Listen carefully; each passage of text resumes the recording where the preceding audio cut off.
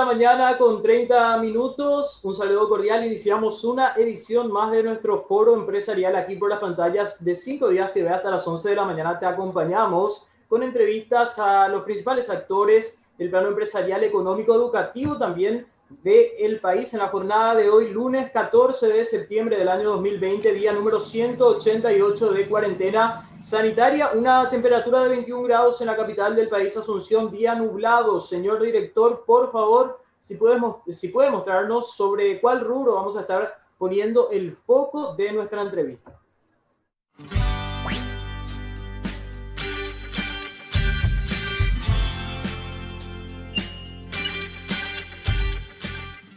Excelente educación, entonces, el rubro sobre el cual vamos a estar teniendo el foco de la entrevista. Del otro lado lo tengo al arquitecto Ricardo Meyer. Él es decano de la Facultad de Arquitectura, Diseño y Arte de la Universidad Nacional de Asunción, a quien le agradecemos el tiempo para con nosotros. Buen día, arquitecto, ¿cómo le va? Gracias por acompañarnos. No, muchísimas gracias por la invitación y acá dispuesto a contestar todas las preguntas con esta nueva modalidad de encontrarnos. 188 días de cuarentena sanitaria. Los principales desafíos para la educación pasan por el lado de la digitalización, migrar de algo analógico, como lo eran las clases presenciales, a algo virtual, como lo son hoy día las clases online. Sí, evidentemente es el gran desafío y fue el gran desafío de poder adecuarnos a esta nueva modalidad. No fue nada fácil, categóricamente. Creo que a nivel mundial se dio esa situación. Nosotros estamos en contacto con muchísimos colegas de diferentes universidades del mundo, de la región y del mundo, y bueno, en todos los países eh, surgieron algún tipo de inconveniente, algún tipo de problema, pero se fueron solucionando y ahora estamos cerrando. Nosotros particularmente en la facultad teníamos la ventaja de que teníamos una plataforma virtual donde se desarrollaban algunas cátedras y se desarrollaban los posgrados, y gracias a eso fuimos adecuándola, aumentando su capacidad, y gracias a eso pudimos solucionar este problema. En este momento estamos cerrando el primer semestre del año y pensamos iniciar a fines de septiembre, a inicios de octubre, el segundo semestre del año. Correcto. Decano, una consulta en particular, algo que se da muchísimo dentro de las universidades del sector privado, que quiero consultarle si hay números en este caso, la facultad donde usted es decano, en este caso la Facultad de Arquitectura, Diseño y Arte, deserción. ¿Hay números de personas que finalmente decidieron poner en stand-by sus estudios debido a que no tienen los recursos para hacerlo de manera online, o quizás no les gusta la modalidad de enseñanza online? Sí, se dieron deserciones en menor medida de lo que pensábamos. Realmente dentro de la FADA estamos alrededor de un 5% de deserción. Eh, y sí, es comprensible porque el problema de conectividad o el problema de accesibilidad es un problema real en nuestro país, pero por suerte en cierta medida se pudo solucionar. Creo que eso a nivel primario o de educación básica es mucho mayor, pero a nivel universitario la gente ya tiene algún tipo de acceso a la conectividad y a las herramientas digitales. Sí, se dio una deserción, eh, y bueno, esa es la situación, la coyuntura. Se tomaron también acciones, firmamos un convenio con Copaco para conseguir paquetes de datos a menor precio para los estudiantes que necesitaban. Firmamos un convenio con la Conatel que nos permitió tener 50 notebooks con conectividad para repartirle a los estudiantes que no tenían, para prestarle a los estudiantes que no tenían conectividad. Eso es una cuestión reciente, la vamos a implementar para el segundo semestre del año. Arquitecto Meyer, ¿cómo está? Un gusto saludarlo, Juan Pablo Fernández. Gracias por este tiempo con nosotros. Estaba analizando lo que mencionaba. Ahora, ¿qué trajo la pandemia al sector educativo? Creo que José también ya hizo una, pero me gustaría desde su óptica como arquitecto que nos pueda dar una suerte de plano en estos casi 200 días. ¿Qué trajo esta pandemia, arquitecto? La pandemia trajo innovación, trajo creatividad, aparte de toda la angustia y dolor y ansiedad que generó, también nos obligó a ser creativos, nos obligó a buscar soluciones donde aparentemente no había soluciones. Y bueno, fueron meses, son meses de mucha renovación, hablando con los docentes de la facultad, capacitación, ni qué decir, ¿cierto? Todos éramos virtuales, pero en las redes sociales, pero en las plataformas teníamos que aprender muchísimo y a veces aprender desde cero, tanto docentes como estudiantes. Hablando con los docentes y teniendo en cuenta nuestras carreras que son creativas, sobre todo todas, y arquitectura que tiene, y diseño tiene un componente técnico muy fuerte, pensamos que había algunas asignaturas que iban a necesitar indefectiblemente la presencialidad. Al final aprendimos que de repente en las cátedras de proyecto que pensamos que iban a ser las más complejas, se solucionó el problema y se llevó adelante un proceso de construcción conjunta de habilidades y de capacidades.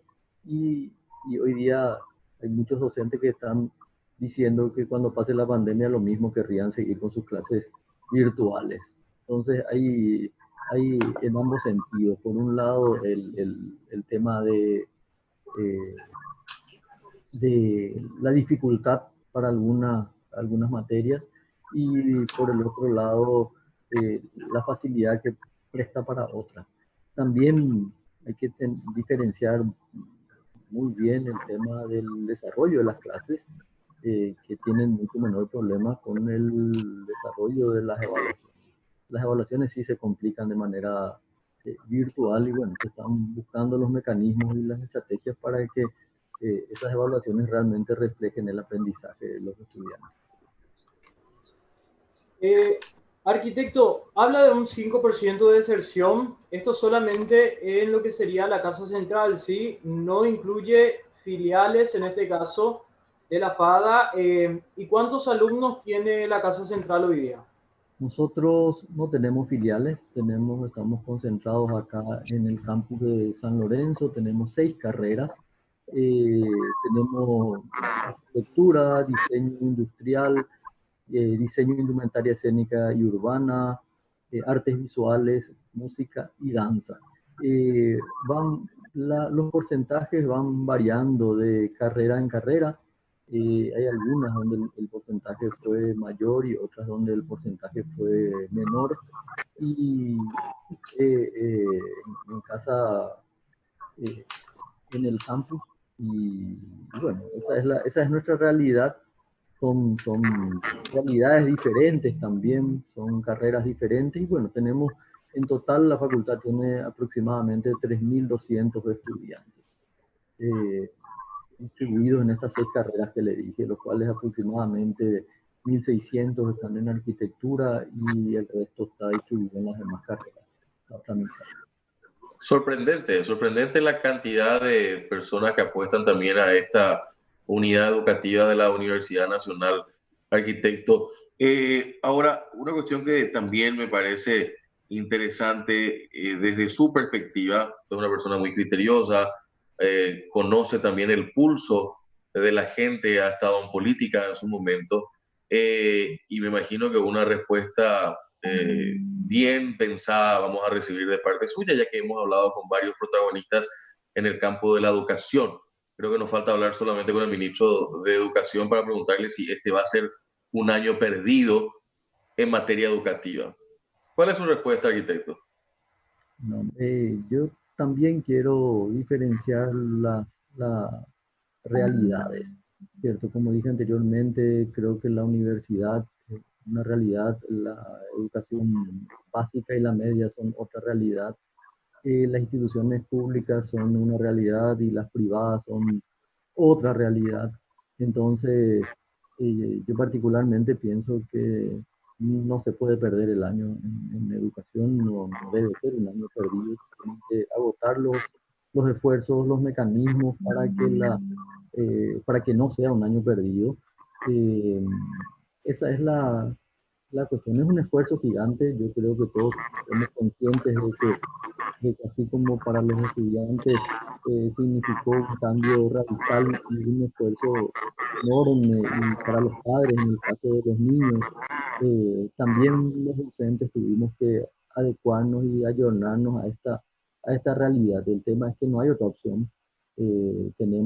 Tenemos que virtualizar la educación en este momento porque no tenemos ninguna otra posibilidad y, y hay que trabajar. Las realidades son muy diferentes, muy, muy diferentes, por más que la una sea una universidad pública, eh, la posibilidad que tienen nuestros estudiantes, si bien hay personas que están desfavorecidas lastimosamente y no pueden acceder a la tecnología, normalmente en la universidad los estudiantes ya tienen algún tipo de acceso y sobre todo conocimientos que tengan que ver con las clases virtuales.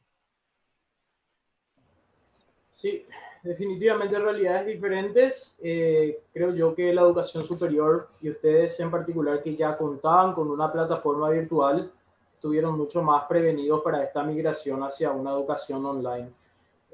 Decano, arancel cero. El tema arancel cero podría significar un aumento en la cantidad de jóvenes que finalmente accedan a una educación superior. ¿Cómo están viviendo ustedes el estudio en ambas cámaras en el Congreso, la cuestión del arancel cero? ¿Qué tan positivo y cuáles son las desventajas que de por ahí podría tener monetariamente la cuestión del arancel cero?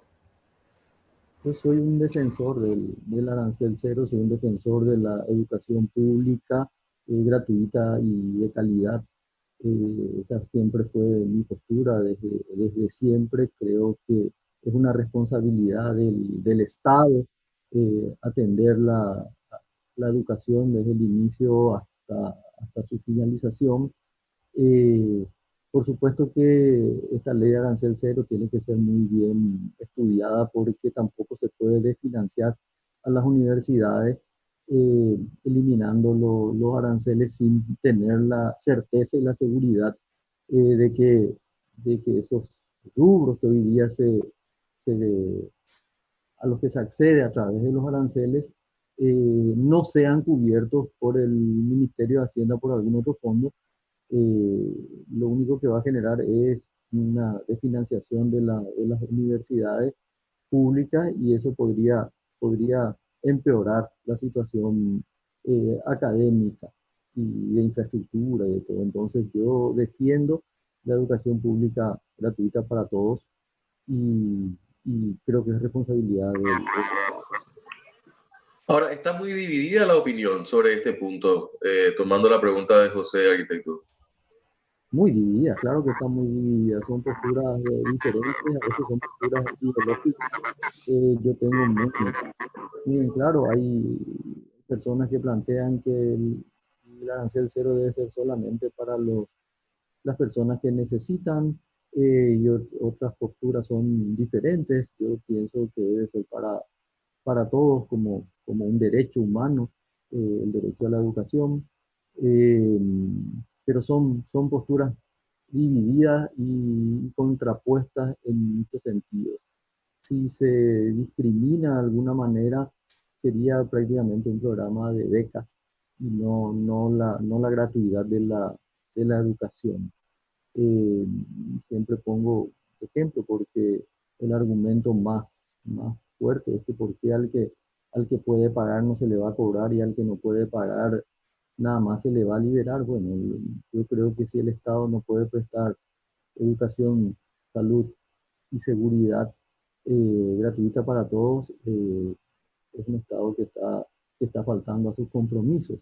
Es igual que me digan, no, la policía no le va a atender a la gente que puede pagar un guardia privado, solamente le va a atender a la gente que no puede, le va a dar seguridad solamente a la gente que no puede pagar un guardia privado.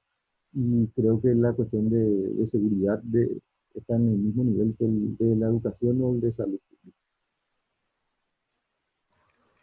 Este planteamiento, decano, ustedes imagino están al tanto de este proyecto de ley y usted habla de algunos rubros que son cubiertos con el arancel. ¿Cómo se estarían reemplazando, en este caso, el cubrir monetariamente estos rubros en caso de que el arancel sea cero? ¿Ustedes tienen conocimiento de cuáles recursos se podría utilizar del Estado paraguayo? Bueno, y está el presupuesto general de gasto de la nación, se está hablando también de los fondos de la excelencia, de los fondos de FONACIDE. Yo realmente querría que sean directamente del presupuesto general de gasto de la nación, porque eso es una cuestión fija. Lo de FONACIDE es una ley transitoria que dura hasta el 2023 nada más y después no sabemos lo que podría ocurrir. Entonces la situación es esa. Eh, Creo que se deberían hacer números, se está hablando de 30 millones de dólares aproximadamente para las universidades públicas. Bueno, hay que generar esos recursos. Arquitecto, una cuestión que también me parece interesante abordar, ya que nuestro medio es un medio que trabaja con el eslogan Pasión por los negocios, tocamos más que nada también el sector económico.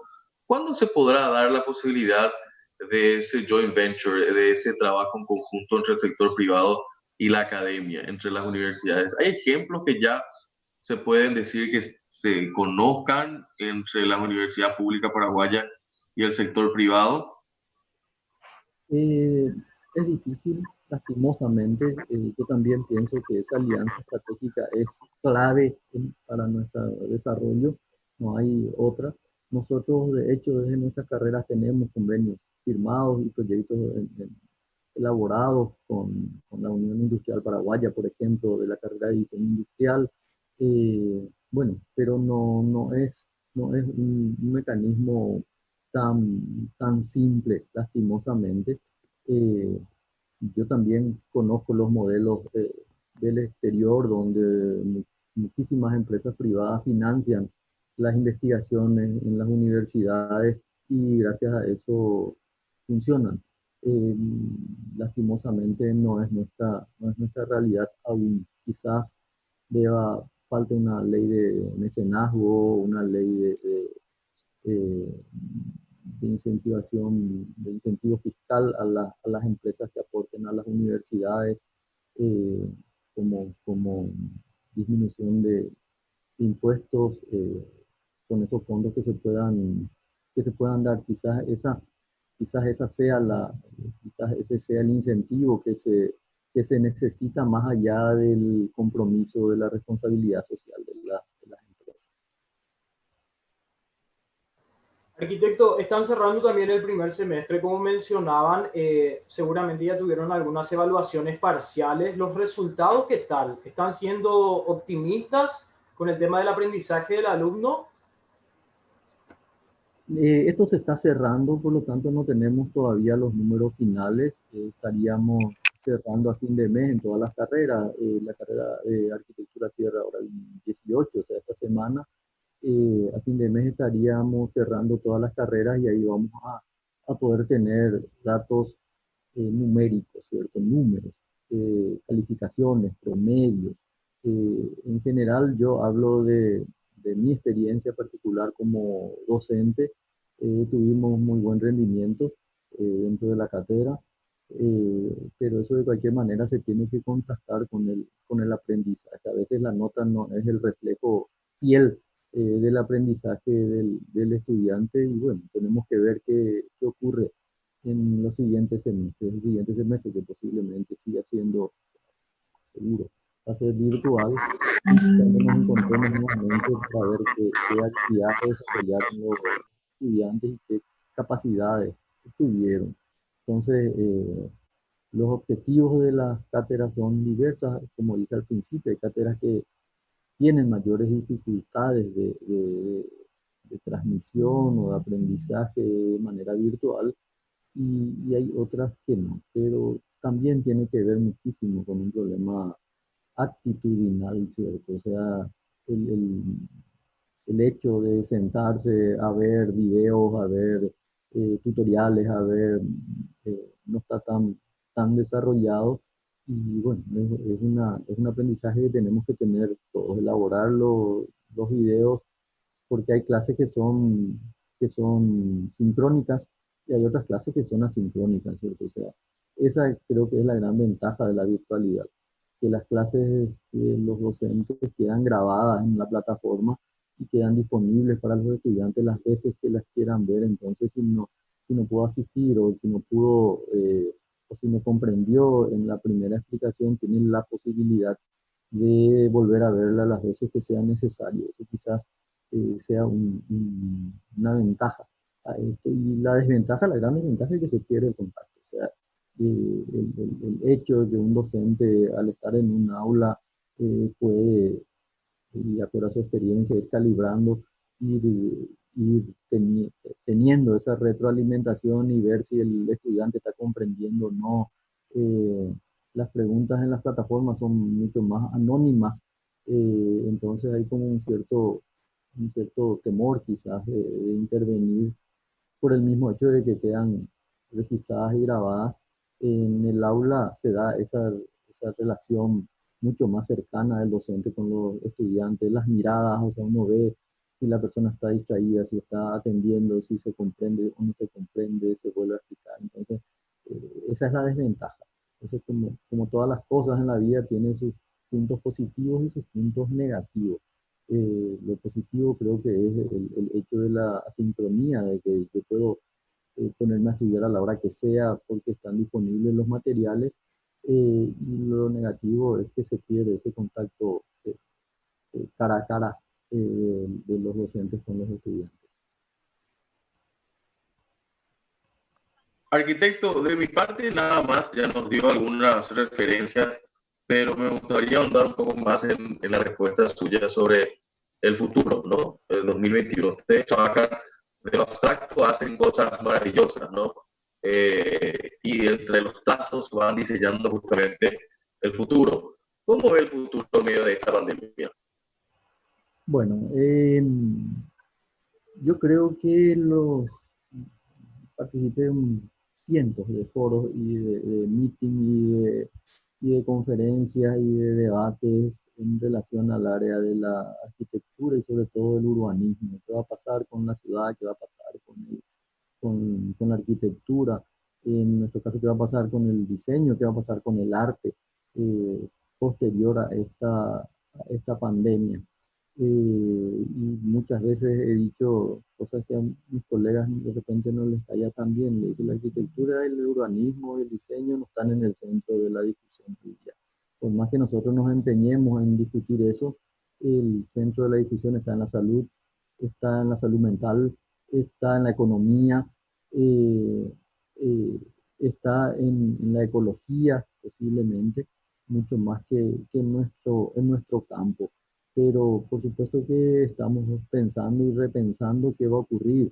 Yo particularmente creo que como han ocurrido cientos de pestes a lo largo de la historia, eh, la ciudad se va a ir adecuando paulatinamente, pero va a volver a la normalidad todo, una vez que tengamos la vacuna, que no sabemos cuándo aparecerá, posiblemente septiembre del año que viene, recién se está hablando eh, con, con, con realismo. De repente, optimistamente pensamos que va a ser a fin de año, pero se está hablando de que sería mediados del año que viene.